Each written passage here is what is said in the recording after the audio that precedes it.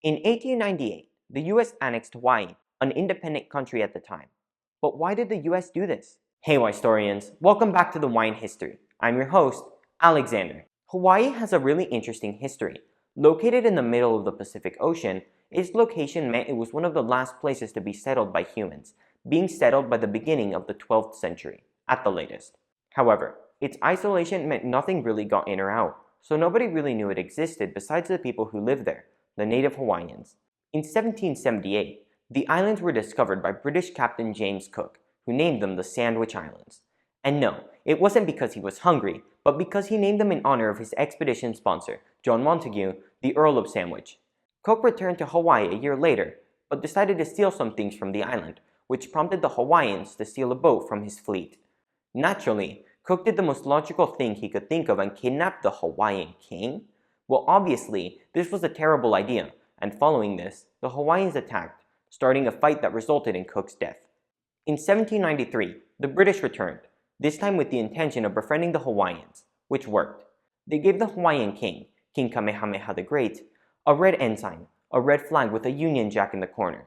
As it would turn out, the Hawaiians liked it so much it still serves as the basis of the Hawaiian flag today. At this point in time, Kamehameha only ruled over the Big Island, but 2 years later, he would take over Maui, Molokai, Oahu, and Lanai, forming the Kingdom of Hawaii. Of the inhabited islands, only Kauai and Niihau were missing, so Kamehameha made plans to invade them.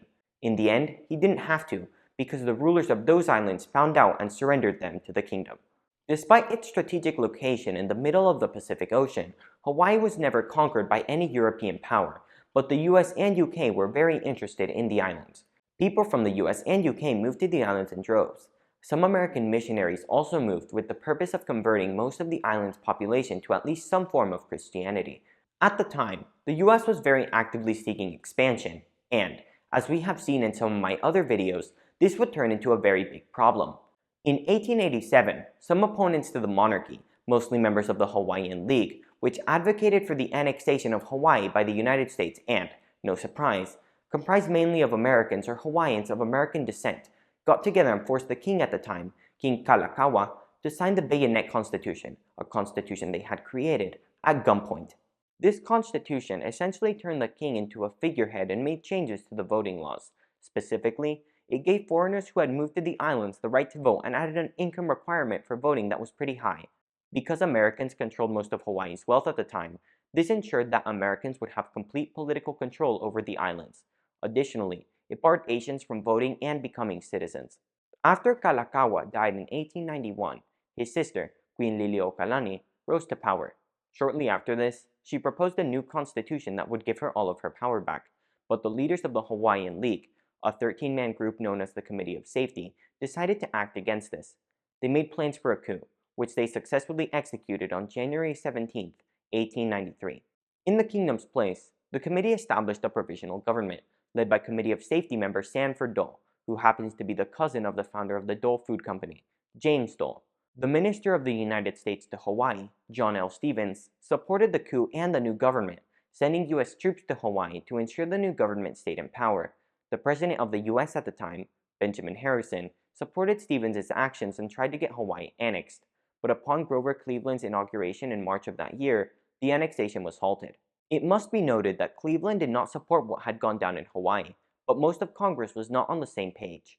He ordered various investigations, fired Stevens, and tried to get the Queen reinstated, but ultimately could not reverse the actions of the Committee of Safety.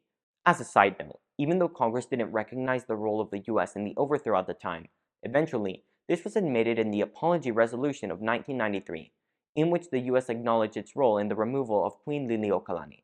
Now, where were we? Oh yeah. In 1894, the Republic of Hawaii was established, but don't let the name fool you. It was pretty much just a continuation of Dole's provisional government. Despite the change, the ultimate goal of Hawaii's government remained annexation by the United States. In 1895, loyalists to the monarchy rebelled against the Republic with the intention of restoring the Queen, but after their swift failure, the Queen officially abdicated, ending any possibility of her return. In 1897, Cleveland was replaced by William McKinley, who supported the annexation of Hawaii.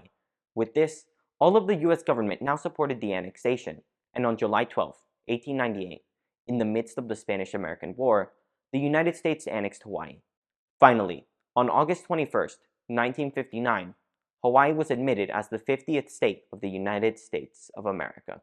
If you liked this video, make sure to hit the like button and remember to subscribe to my channel if you want to keep seeing more videos like this one. Thanks for watching, and I'll see you guys in the next video.